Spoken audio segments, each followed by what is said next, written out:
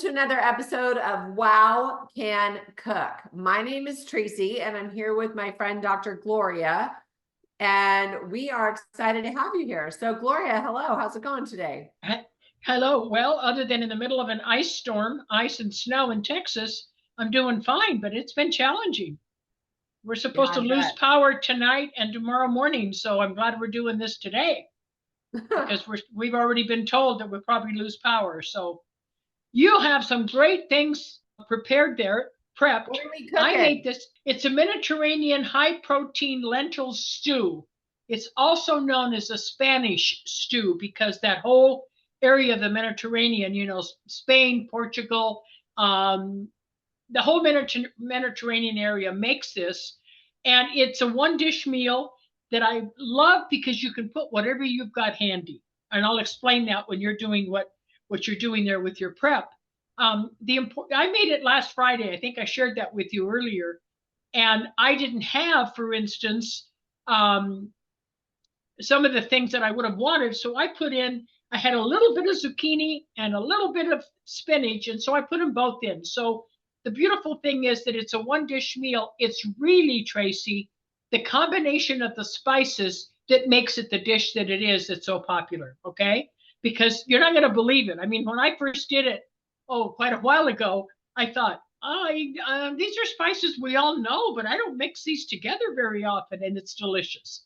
So tell me what you got there, because we're going to start out. And by the way, if you make this with less liquid, with less chicken broth or vegetable broth, and you just make sure that the lentils and all the vegetables are well cooked, it's a taco mix. So again, I know you like tacos like I do, so you can use your alternative flour or white. I use the cauliflower slims. I like what you used last time. What was that out of white? Egg whites? Yeah. Egg white. So any of those work really well so that we can stay away from the corn and the flour. But let's start because it's really easy. You throw everything in the skillet, and there's just a couple of little tricks of what you put in last so you don't end up with a mushy casserole. So basically, it's like a one-dish meal, stew, casserole, whatever you want to call it. Okay, dear, what do you have there? Because we start out with lentils. Did you soak? Okay, what are you starting with? I soaked those overnight. Look at how big they expanded. I know. Look, that was a cup of lentils, and then it soaked overnight. I rinsed it and drained it. It's almost 4 cups now. That's 1 cup you soaked? Yeah. My goodness. I only do about 1/3 of a cup for the two of us because it gets to be too much. But it's the wonderful part about it is, I told you in a quick note this morning, it's like us. It gets better as it ages. So if you make it today and you eat it for a couple of days or freeze a little bit of it, it's delicious, especially in this cold weather where something nice and warm and all those warming spices that are so healthy for you are in it. So okay, so you soak the lentils overnight. Now you're going to go ahead and put in what kind of oil are you going to use? Avocado oil and butter. Perfect. Butter, 2 tablespoons of avocado oil. Okay, that's what I do because I love butter like you do. And I see you're using a nice new skillet. Let me show everyone my Christmas gift from my boys. Oh, I love that. Big, huge Le Creuset. So I'm excited to use it today. That is something you'll hand down. They never wear out. They're amazing. Okay, so put that on a little bit high so that we can do our sauteing. And Tracy has everything nicely prepped. The lentils are already the lentils are already soaked and rinsed.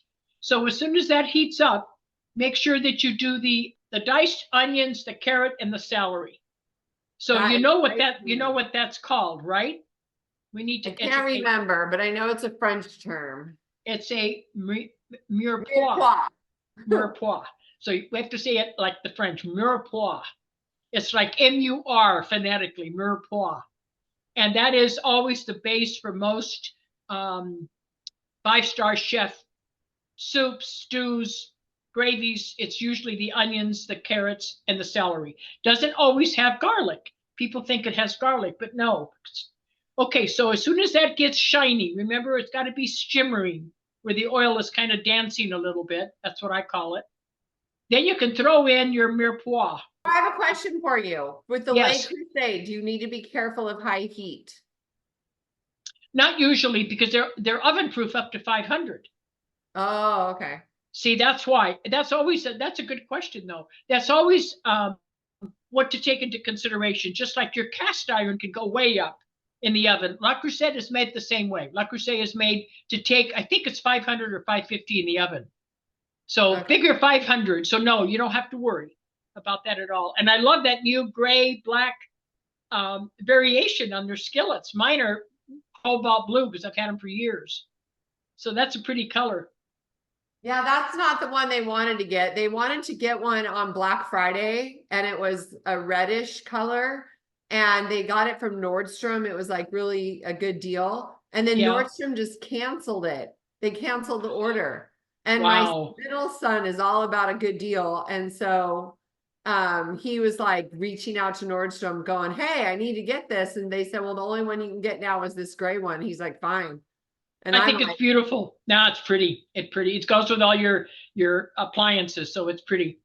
Okay, check the oil, dear. Make sure that it's dancing so that you can throw in your mirepoix.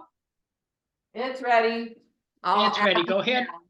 Okay, go ahead. So again, this is the onions, the carrots, and the celery that Tracy has prepped ahead of time. I like mine in little cubes. I think that's what you did. I like the carrots in little cubes. A lot of people put them through a slicer and just make little tiny slim rounds. But remember that carrots are tough to cook. So don't put huge chunks because everything else will cook and the carrots won't. Okay, that's going to take a bit, right? Yeah, that's going to take a bit. So let me talk about some alternatives. In this recipe, I said zucchini or any green of choice. So when I made it last Friday, I used, like I said, I had a little piece of zucchini left because I had made stuffed zucchini with the ground meat, like a meatloaf mixture. And I had a little bit left because they were just too big. And so I used that and some baby spinach. I cut it up real thin and then cut it in smaller pieces so you don't have great big long spaghetti like, strings. Any green works. I've had people use chard. I think you said you had some chard from your garden. Yep, I have chard right here. I love chard. Is it red or the green chard? Red. Red, yeah. See, and that's even tastier. It's not as easy to find here, but I used to grow it. It's got a really nice, deeper flavor. The other thing is, for instance, if you don't have carrots, which I didn't have, but I had an orange sweet potato and I didn't have a white sweet potato.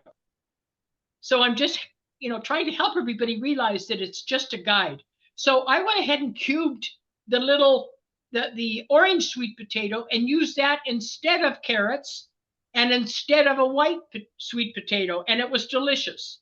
But you can put that in earlier. If you're using a white sweet potato, they cook so quick, Tracy, that they'll become mush if you put them in now. Okay.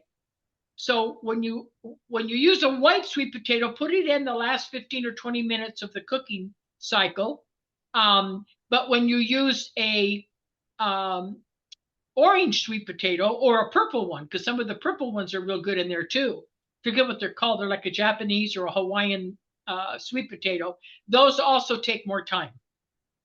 Okay. Why don't you tell them how much onion, carrot, and celery we put in? Oh, I think that would be important. All right, let me get to my recipe. We used organic butter, about 1 tablespoon, 2 tablespoons of olive oil or avocado oil for sauteing. And then you got 1 cup of lentils, and look at how much they expanded. So if you're using this recipe for just 2 people, like I have to, then use about 1/3 of a cup of lentils, okay? Because otherwise it'll be way too much unless you want to freeze it. 1 jumbo or 2 smaller onions. The carrots, like I said, if you don't have carrots, you can use, I have 2 carrots down, finely chopped. I like them in little cubes, but you can also use a orange sweet potato if you have it. 3 stalks of celery, finely chopped again, because all those take a little longer to cook. If you use the white sweet potato, I use one that's about a medium size. If you like the sweet potato in it, which I do, and it's a huge one, it's okay, but add it last because the white sweet potato gets mushy, cooks very quick. You've got 3 or 4 cloves of garlic that are minced to add later, right? I have the garlic here. I haven't minced it yet, but I will. I'll Oh, add it. oh, okay, go ahead and mince it if you would, hon, while we're talking. And then don't forget to keep stirring your mirepoix because you don't want it to burn. I don't know how your skillet's going to do on your stove because you've got a new skillet. Okay, So and I'm not doing a sweet potato because that's too many carbs already for me. okay, that's fine. You don't have to. That's what I mean. See, everybody can adjust it to what their dietary needs are, their health needs, and what you have. I mean, if you don't have a carrot and you've got an orange sweet potato, use that. If you've got carrots and a sweet potato of some kind, you may choose to use both. I use both if I have them, but I don't always have them. So I'm Okay, gonna so go you're ahead gonna and squeeze the garlic into the Swiss chard because yes, then I don't have to dirty another dish. that's fine. That's fine. I totally agree. We And have then a you lot have of the Swiss chard. One thing I love about it is it comes back. Like you plant it yeah. once and it's like a perennial, it just keeps coming. Have you ever made the I'll probably have to do that recipe now that I'm opening my map about it. Have you ever made the mock hamburger patties with Swiss chard? You cut it, you go ahead and make them with breadcrumbs and eggs and all that, and you freeze them, and they're like hamburger patties. When I traveled internationally, I'll send you the recipe and I'll do it for our members. I used to be on the airplane. It's so good that I would eat them cold. I'd put wax paper between them, and freeze them. And I'd be on a trip to Asia or to Europe, and I'd pull them out, in my seat at the airport, and they'd all go, "Where'd you get those? They look so good." And they actually taste like a veggie burger. They taste like a hamburger to me because of all the stuff I put in it, the chopped nuts, all of that. So I'll have to do that recipe, but that's what I used to use my Swiss chard for because I'd grow so much of it on my farm that I would freeze it in patties. And that way you can have them whenever you want them, like a hamburger patty. And I'd make gravy and put over them at home, and Why wouldn't just you like you just were make having. a hamburger patty? Well, because I didn't want to take the meat on the plane. Sometimes if it gets hot, a veggie patty I didn't have to worry about. You have to be real Oh, careful with bacteria forming on beef, chicken, turkey, anything like that. And I didn't know how warm the airport or the baggage would be, or the airplane, when how sometimes airplanes are so hot you think you're going to freeze, and other times you're freezing when you shouldn't be. So it's not good to take meat. I always take vegetarian things when I travel. Okay, so then oh. we're going to have you've already got the celery in there. You've got zucchini you're using as well. I think I see it chopped there. Yep. Good. So is that from your garden too this time? Yeah. Yeah.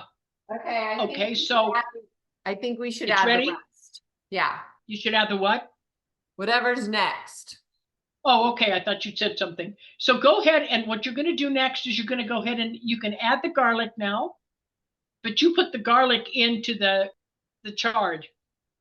Yeah, because Right? it says add the garlic and zucchini, spinach, or other greens. Like you're supposed to do it at the same time. Okay, you can do it at the same time. You don't have to, but you can. Go ahead and put it in so that you can saute them a little bit and get them a little wilted, including your zucchini. Okay, let's dump it all in. Dump it all in. Now, the important part, and this is why it's so easy, you're just dumping. Remember that. You have what? Chicken broth? Yeah, I have chicken broth right here. Okay, so let that saute a little bit. Then you're going to add the lentils and the chicken broth. Okay, so seriously, do you think I should add all these lentils? It seems like so much. No, I think it's too much for you unless you're going to eat it for 3 days. Because This would take like 2 weeks. Well, then just put half of them in and the other half save for some soup. Okay. They're already half cooked. I mean, they're so soft now that your soup would be really quick. So go ahead and put in half of whatever they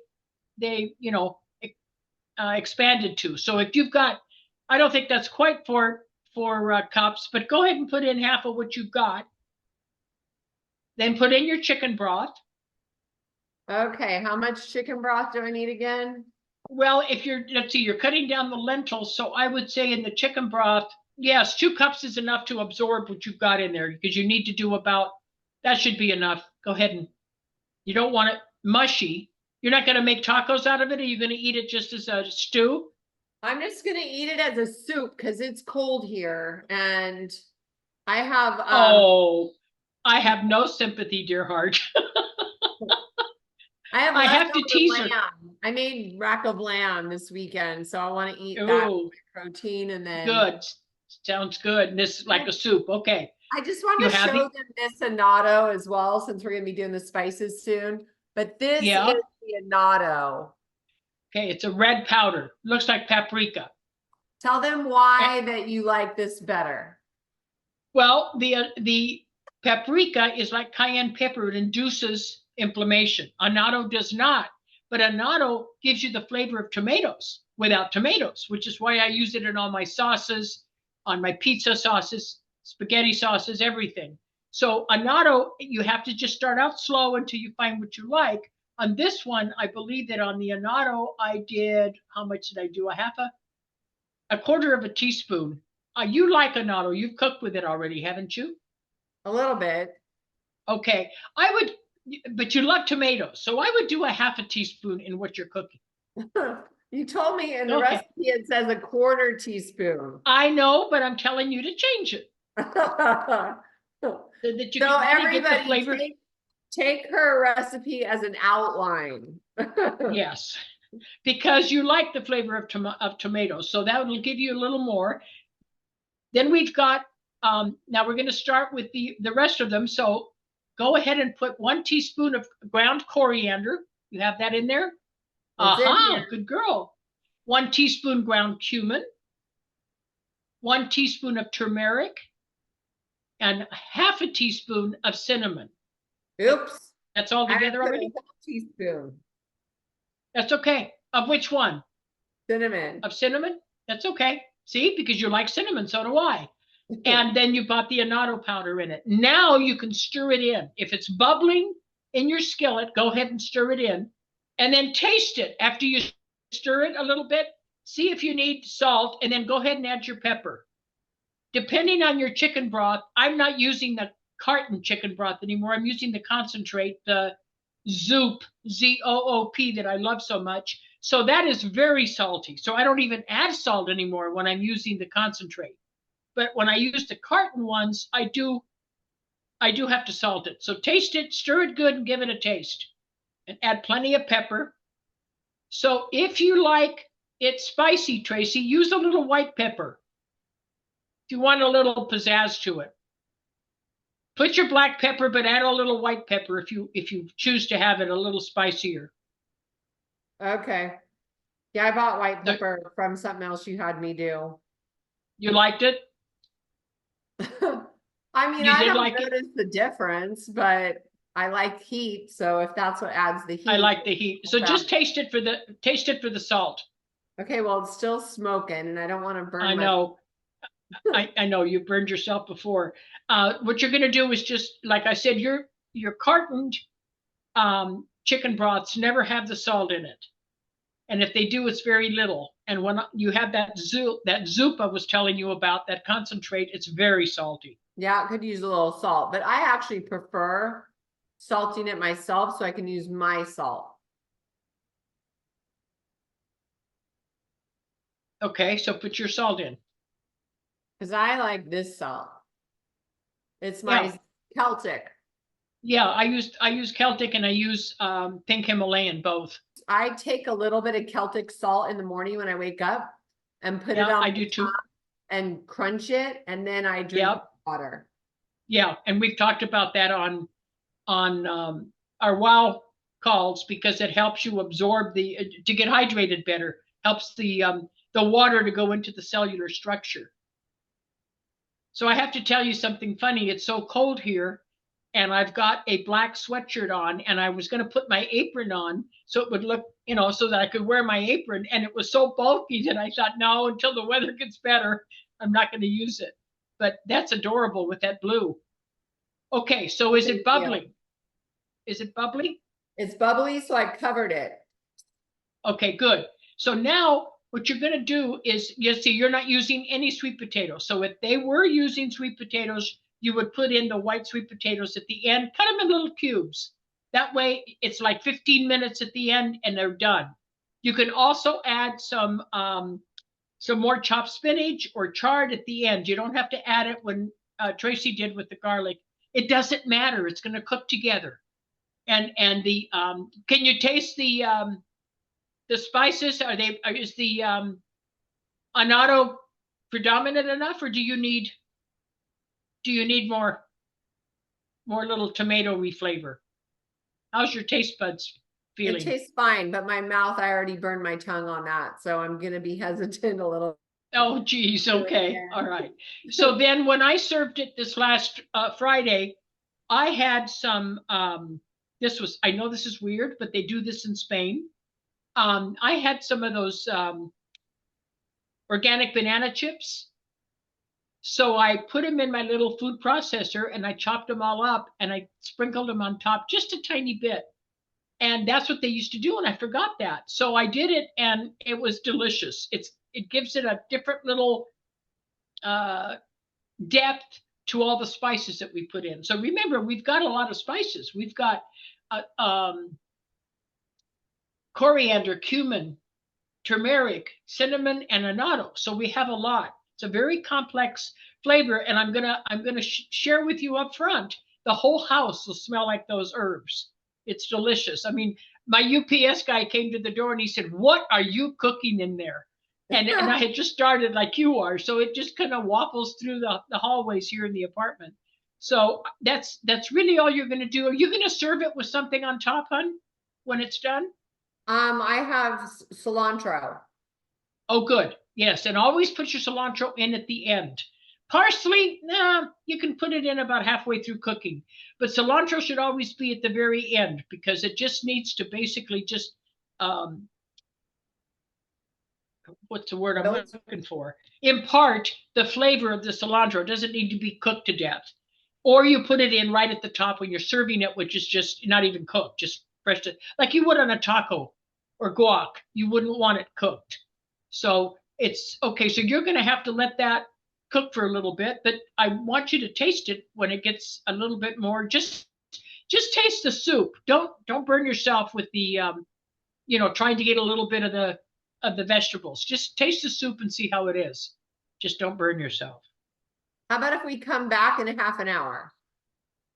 Okay, we can do that. Okay.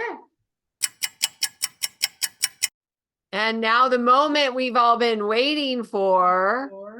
Whoa, that looks pretty cool. I also know that in the Mediterranean, they put a big dollop of yogurt. You know how they love yogurt with all their spices. Middle Eastern does the same thing. So a dollop of yogurt would be really, what is it? A dollop of daisy.